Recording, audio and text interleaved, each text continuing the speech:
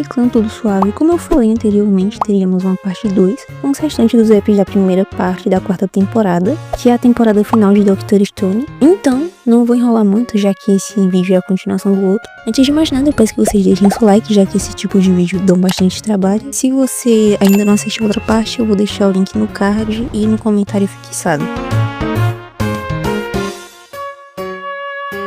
Episódio 7. Iniciamos o episódio 7 com a mesma coisa do final do EP6, onde o Senku descobre que o Shen é um cientista da NASA e que foi ele que fez o Ishigami querer se introduzir nesse ramo de construção de foguetes e afins. Depois da introdução do episódio, temos o flashback do Senku e do Taiju quando criança, na casa dos 7 anos de idade mais ou menos. Eles estavam fazendo o teste do foguete que o Senku fez. Nem preciso dizer que foi um fracasso por completo, o protótipo explodiu quando eles ligaram ele, mas temos que admitir que mesmo que tenha dado errado, é impressionante uma criança ter chegado nesse nível, tipo, uma criança de 7 anos fez isso. Depois corta para os dois estudando sobre foguetes e o coitado do Taiju sempre sofre na mão do Senku, né? Impressionante. O Ishigami meio que só achava artigos em inglês, aí talvez você pense, nossa, com 10 anos ele fala inglês, mas ele só sabia que significava "this is a pen". Eu não vou nem dizer a tradução disso. Mas ele era esforçado, ficava com um dicionário traduzindo e mandando spam para as pessoas ao redor do mundo. Então os cientistas receberam esse spam e abriram achando que era uma coisa bem básica, já que era uma criança. Mas ele mandou um artigo extremamente elaborado e com vários gráficos. Os coitados que estavam lendo ficaram perplexos, então acharam que era uma pegadinha e resolveram ignorar. Mas o plot dessa cena é que o Shino estava nessa sala e ele respondeu o e-mail do Senku. Ou seja, o Shino já conhecia o Senku. Que reviravolta é essa, né? O Shino respondeu o Senku falando que para conseguir resolver o problema que estava tendo, o Senku teria que comprar um sensor / termômetro. O Taiju e o Ishigami achavam que era baratinho, mas quando viram o preço ficaram em choque, né? Tipo, duas crianças. Mas aí vocês pensam que o mini Senku se deu por vencido? Não. Ele resolveu ir sozinho, para os Estados Unidos só para pedir o cartão do pai. Esse cartão mágico, entre aspas, é o cartão de crédito que permite comprar qualquer coisa científica de graça. Não sei se vocês se lembram, né, mas o pai do Senku era da NASA. Com o cartão do pai ele comprou um termômetro de resistência, um gás xenônio, um microscópio de contraste, de fase e uma câmera térmica. Finalmente os refrescos. Faria o pai e a NASA. Então ele seguiu com as tentativas dele de construir o seu tão sonhado foguete e meio que ele ficava trocando e-mails com o Shannon. Ou seja, de fato o Shannon foi o mentor do Senku, já que ele auxiliava ele em vários quesitos. Corta para quando um colega de trabalho do Shannon perguntou o que ele faria se fosse transportado de volta para a Idade da Pedra e ele responde que viraria um ditador. Dito e feito. Também perguntaram o que ele faria se tivesse outro cientista e ele respondeu que iria encarar esse homem ou mulher e novamente, dito e feito, ele encarou o Senku, né? Bom, acontece que no meio do app, o Senku já adolescente resolveu ir atrás do pai dele, nos Eulas. No caso, foi atrás do cartão mágico de novo e meio que o Shen escutou o nome dele e foi ver o Senku. Não falou nada, mas agora sabemos que eles se viram pessoalmente antes de tudo virar pedra. E para finalizar o app, tivemos uma reprise de antes da pedrificação acontecer, o Taiji falando que vai se confessar para o Yuzuriha e afim. Mas também mostra o Senku e o Shen fazendo teste com os passarinhos que foram petrificados. Então a petrificação veio à tona. O Shen ficou todos os anos planejando o que vai fazer depois que conseguir voltar. E o Senku ficou milhares de anos contando os dias, horas e segundos para saber quanto tempo se passou. E ficar com a mente acordada foi o que fez ele se desperificar. Isso já mostra lá na primeira temporada, né?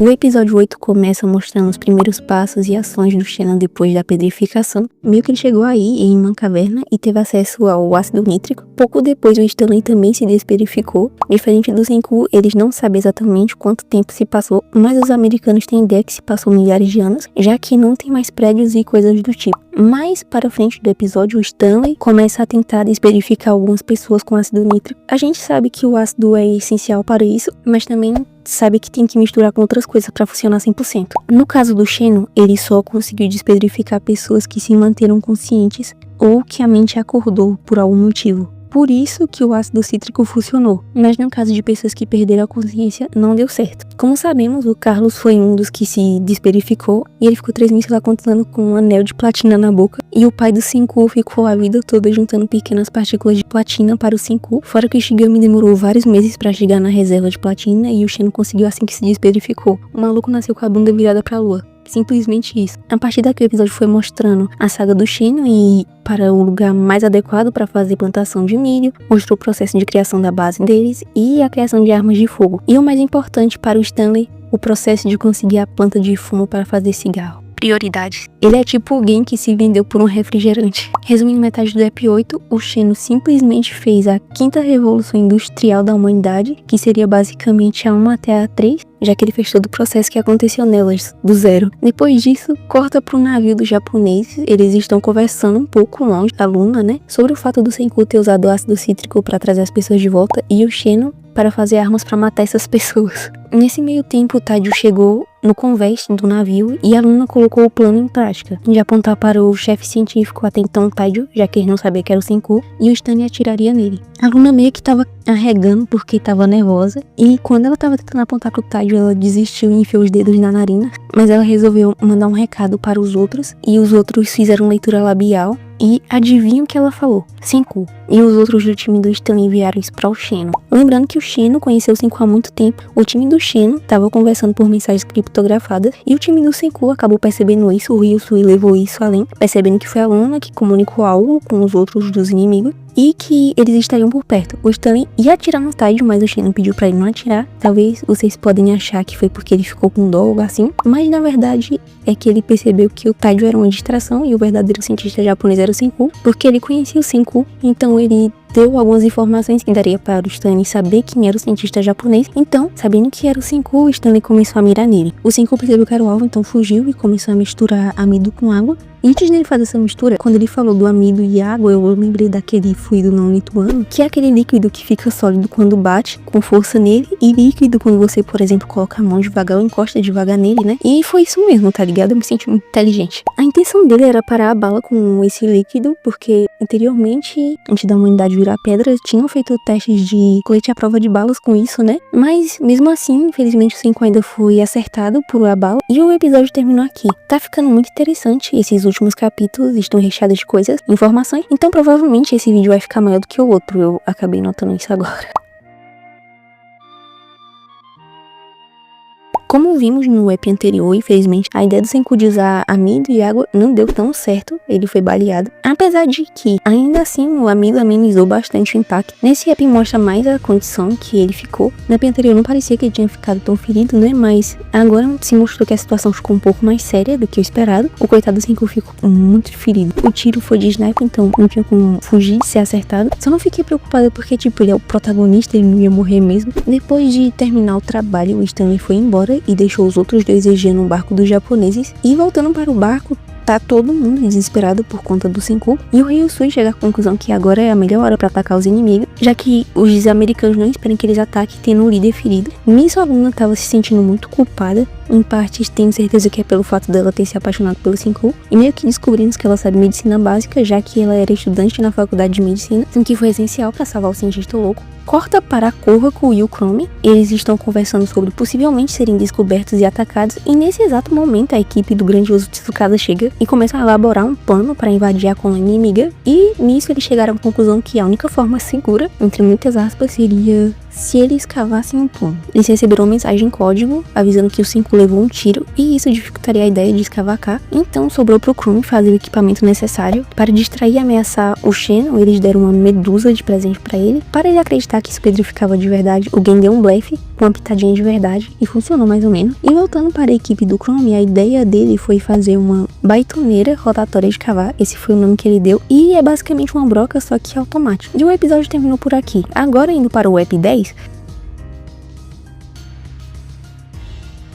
esse episódio já começou daquele jeito. Simplesmente eles deram a entender que o Hyuga ia matar o Chrome, mas ele só tava cavando mesmo. Corta pra o Kaseki fazendo a broca que o Chrome queria, e os outros já estavam pensando em como usar isso pra derrotar a colônia dos Euas. Eles queriam atacar, furar e fazer essas coisas. Alguns minutos depois, mostra o Taijo indo dar uma olhada no Senku, que ainda tá debilitado, e pede pra Yuzuri e a Luna cuidarem dele. O Taijo vai ser uma peça fundamental pra escavação, já que ele é muito forte. Então, o Taijo vai entregar a broca pro Chrome, e no meio do caminho ele encontra com o Carlos e o Max. O Taijo meio que se ofereceu pra dar uma carona pra eles, então meio que o Carlos foi junto. Não faz muito sentido, já que ele é inimigo, mas no meio do caminho eles lembraram que o Taijo não sabe dirigir, e o carro tava todo descontrolado, mas no final das contas o Carlos tomou de conta dessa parte, já que ele é motorista. E o Taijo acabou simpatizando bastante com o Carlos e tudo, mas os outros amarraram ele, já que no final das contas ele ainda é um inimigo, independente de ter dirigido pro Taijo ou não. E a saga do túnel oficialmente começou. Eles começaram os preparativos para iniciar a escavação, Chegou em um momento que a força humana já não era capaz de cavar, já que o solo estava muito duro, então a broca entra em ação e o Tadjik tá controlando ela. A ideia foi um sucesso e temos a broca adquirida. E voltando para o navio da colônia japonesa, eles estão começando a montar o porta-aviões e aviões. Para isso eles precisam do Senku, então a Françoise fica lá anotando tudo que ele fala. O coitado quase não tá conseguindo falar. E a Luna continua fazendo o tratamento dele. Meio que ela suspeita que o Senku tá com sangue no pulmão esquerdo. E o Senku, como um mestre da paciência e preocupado com segurança, manda ela furar ele e tirar o sangue que tá no pulmão. E aí voltamos para o time do Tsukasa. O Taijo simplesmente pede para o Carlos fazer um mapa da base do Shino para eles saberem o melhor lugar para sair do túnel. E ele se recusou a fazer isso, era meio óbvio que isso ia acontecer. Mas em algum momento a Luna ligou e falou em código que estava namorando com o Senku. E o Carlos, extremamente triste com isso, resolveu desenhar mapa, já que ele é aliado da Luna independente do que aconteça. Depois corta para a base americana, onde o Shino decide que a batalha decisiva ia acontecer logo. Também foi revelado que ele fez uma arma secreta para atacar os japoneses. E a guerra começa. Os japoneses já estavam preparados para isso, então só estavam esperando eles atacarem. E também eles agora têm um avião próprio que é pilotado pelo Ryusui, e também é mostrado que Senku tá melhor. No final do EP tivemos o porta-avião e o avião adquiridos. E o EP já começa com a batalha do avião do Stanley contra o avião do Senku e do Ryusui. Na maior parte do tempo eles só ficaram circulando ao redor um do outro. Claro que nessa batalha o Stanley estava completamente na vantagem. Avião melhor, mas a experiência nesse cenário e tudo. E meio que no navio tem um mangaka de guerra, então ele falou que quem fica com o avião atrás do outro tem vantagem. E o Stanley conseguiu essa vantagem mais vezes que o Ryusui. Fora que ele tá tudo armado e os japoneses não têm tanta arma, né? Eles têm uma pistolinha e só. Mas sabemos que eles nunca desistem e têm suas cartas na manga também. E meio que a arma secreta do Shino nesse meio tempo foi revelada. É um submarino de guerra que danificou um navio / porta-avião e os inimigos começaram a invadir ele. Fora que os inimigos estavam todos armados e as chances dos japoneses eram extremamente baixas. No meio disso tudo, a luta dos aviões ainda tá acontecendo. Lembra que no começo dessa temporada o Senku jogou gás acentileno no motor do avião do Stanley? Ele resolveu fazer isso de novo. No navio, os japoneses conseguiram render 2 inimigos, mas por mais que eles não tenham arma como metralhadoras e afins, eles têm vantagem com as armas de curta distância. E no final das contas, os japoneses que estavam no controle da batalha, o avião do Stanley caiu por causa do gás acentileno e o Senku meio que danificou o motor deles também. Ou seja, o avião do Japão caiu também. E acontece que vem um novo plot, tá ligado? O Stanley não tava no avião, era outra pessoa que tava. Esse tempo todo ele tava dentro do submarino, então agora os japoneses novamente estão na desvantagem e foram atacados pelo Stanley. O Stanley até atirou em algum deles, mas aí, como foi dito, essa parte tá cheia de reviravolta e eles conseguiram invadir a base do Shino. Antes o Kazu e os outros cercaram ele com vários tipos de armas brancas e o EP terminou aqui. Último episódio da primeira parte da 4ª temporada, o EP 12. Bom, o EP começa com o Chrome batendo o rosto nas tetas de uma vaca, já que quando eles estavam cavando, acabaram indo direto para o celeiro, ao invés da fortaleza. Mas não foi só o Chrome que se deu mal, a coitada da Suika foi atacada pelo rabo de uma vaca que caiu em cima de um monte de milhas debulhados. Depois disso, eles entraram na base inimiga e a Suika se fez de chamariz para distrair os guardas e alguém percebeu que eles tinham entrado na base dos americanos. Aí a Kouko e o Hyoga deram uns matas-leões nos guardas para apagar eles e chegaram na cena do EP anterior deles cercando o Shino. Então eles sequestraram o Dr. Shino e deram fuga no túnel. O Chrome teve a brilhante ideia de jogar uma bomba para fazer a fuga ser mais rápida, só que deu completamente errado e o túnel cedeu e caiu terra dos dois lados. E o Shino começou a intimidar o Chrome, que não se deixou levar, e meio que depois de conseguir capturar o Shino com sucesso, o Chrome ligou avisando para o Senku que tinha dado certo e deixou o Shino meio chocado porque o Senku estava vivo. E um pouco tempo depois, finalmente, o grande reencontro do Senku e do Shino aconteceu. Eles tiveram uma conversa rápida e a equipe que a Luna montou chegaram no local que eles estavam.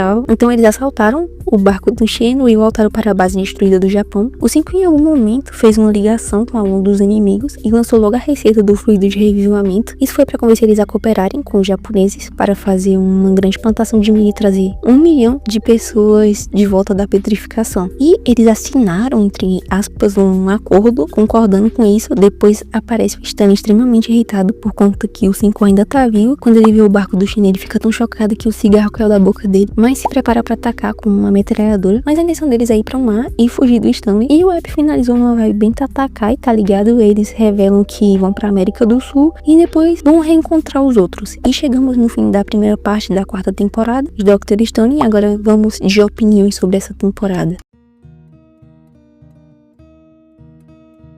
Bom, eu particularmente gostei bastante de como a temporada tá seguindo. A única coisa que Dr. Stone sempre deixa a desejar é a produção e a animação. Um anime tão popular como esse merecia uma animação melhor, mas de resto tá tudo de boa. Falaram da dublagem, que a dublagem ficou muito ruim, mas como eu não assisti dublado, eu não posso opinar. Na dublagem eu só sei que o Matoso que tá dublando o Carlos, e é isso, o resto eu não sei. E esse foi o nosso vídeo de Dr. Stone. Vale deixar aqui que a segunda parte da temporada 4 tá com a data de lançamento prevista pra julho, e lembrando que vai ser dividida em 3 partes, seria impossível concluir o resto do anime em apenas uma temporada de 12 eps, e também apenas em 2 partes, né, porque ia rushar muito o final do mangá. E é isso, obrigada a quem assistiu até aqui, vamos ficar no aguardo para a segunda parte, e até o próximo vídeo.